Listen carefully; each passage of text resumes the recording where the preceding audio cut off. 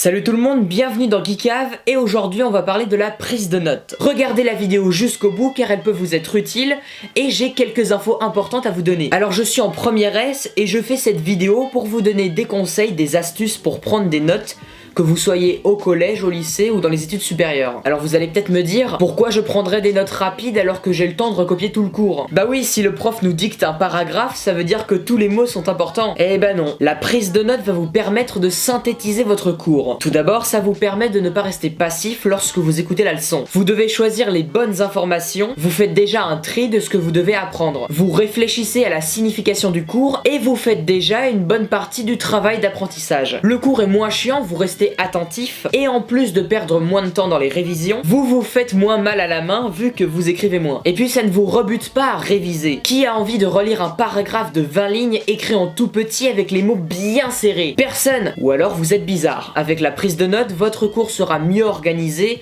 plus aéré et plus lisible. Mais comment ça marche? Tout d'abord, il faut trier les bonnes informations. Soyez attentif en classe. Vous apprenez déjà beaucoup rien qu'en étant bien concentré. Et ça ne veut pas juste dire ne pas bavarder. Oui, je sais, c'est très tentant de discuter parce que le cours est ennuyeux, mais vous êtes obligé d'être à ce cours. Alors profitez-en pour gagner du temps en travaillant plus à l'école et moins à la maison. Pour être attentif, il faut être bien réveillé, avoir bien dormi, bien mangé le matin, être prêt à écouter les profs. Par exemple, le matin, au lieu de vous réveiller en hâte pour courir après votre bus, oui, je parle en tant que connaisseur, prenez votre temps, soyez calme, faites de la méditation, un peu de sport et mangez des bananes. Vous serez bien réveillé. Ensuite, en cours, n'écrivez que les mots utiles. Supprimez les petits mots de liaison, les pronoms, les déterminants. Écrivez en langage de Cro-Magnon tant que ça n'empêche pas la compréhension. Vous devez comprendre ce que vous écrivez. Et même si personne d'autre vous comprend, peu importe. Ce sont vos notes, votre cours. Si vous voulez écrire à l'envers comme Léonard de Vinci, c'est votre problème. Mais vous devez pouvoir vous relire. Vous devez maintenant apprendre à organiser vos notes. Tout d'abord, utilisez des titres et des couleurs. Ça permet d'aérer vos notes, de vous retrouver dans votre cours et de le rendre plus agréable à lire. Laissez tomber vos marqueurs fluo,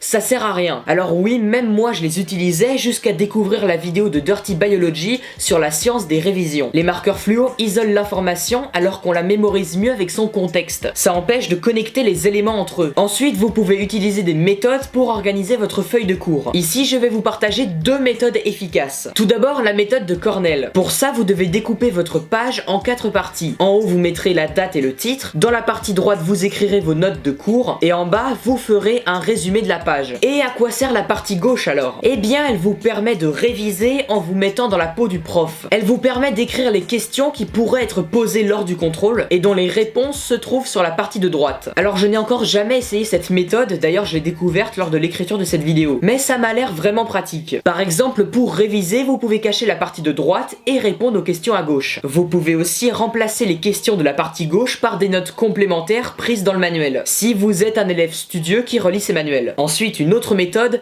les schémas centrés ou mind map. Alors vous mettez votre titre au milieu de la page dans une bulle et vous reliez à celle-ci les thèmes importants. Ensuite, vous reliez encore de nouvelles sous-parties à ces nouvelles bulles et ainsi vous organisez, vous hiérarchisez les thèmes de votre cours. C'est une méthode qui peut être aussi utilisée lors des révisions pour synthétiser votre travail et retrouver tout votre cours dans un seul schéma. D'ailleurs, certains profs nous obligent à faire des schémas centrés. Et oui, on est au lycée, mais on se croirait au collège. Et moi, évidemment, je ne fais pas comme tout le monde. Mes schémas centrés sont absolument dégueulasses et illisibles, car je mets beaucoup trop d'informations sur une petite feuille A4. Et c'est pas la bonne solution. Vous devez trier les bonnes informations pour que ce soit aéré et compréhensible. Maintenant que vous avez choisi votre système d'organisation, vous devez bien prendre vos notes. Je vais vous donner quelques petites techniques qui vont vous permettre de créer votre propre code, votre propre alphabet, pour prendre vos notes le plus rapidement possible et sans vous fatiguer la main. Bande de flemmards. Tout d'abord, vous pouvez utiliser des successions de lettres. Vous pouvez supprimer les voyelles des mots les plus utilisés dans la vie de tous les jours. Comme par exemple TJRS pour toujours, QQC pour quelque chose, DS pour dans ou PR pour pour. Pour des mots plus complexes, vous pouvez utiliser des abréviations. Par exemple, pour les mots qui se terminent en ion, comme attention, vous pouvez mettre une petite bulle pour remplacer la terminaison. Pour les adverbes qui se terminent en ment, comme totalement, vous pouvez prendre le nom original et rajouter NT en haut à droite du mot. Ensuite, vous pouvez raccourcir les mots en utilisant le phonétique. Par exemple, le mot capillaire, vous pouvez remplacer remplacer la terminaison par un R,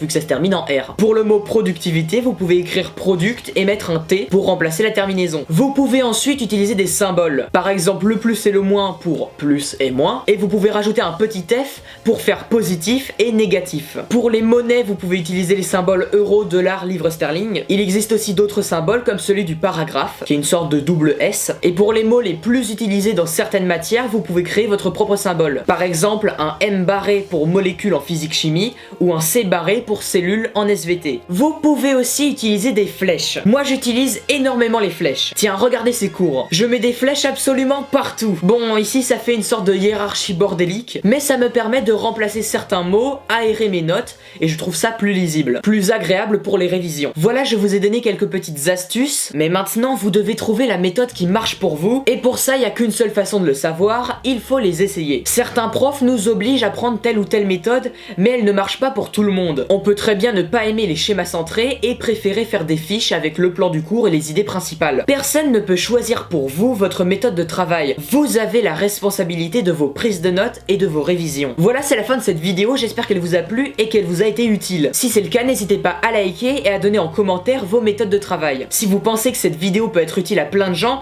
partagez-la dans les réseaux sociaux. Envoyez-la à vos amis, taguez vos potes sur Facebook. D'ailleurs, en parlant de Facebook, j'ai créé la page Facebook Geekave. Bon, pour l'instant, elle est encore en construction, il n'y a pas grand chose dessus, mais n'hésitez pas à la liker pour communiquer avec moi et avoir plein d'infos sur les prochaines vidéos. Qu'on crée ensemble une belle communauté. N'oubliez pas de vous abonner et de cliquer sur la petite cloche pour être informé de la sortie des prochaines vidéos. Voilà, portez-vous bien, prenez bien vos notes, à très bientôt, ciao.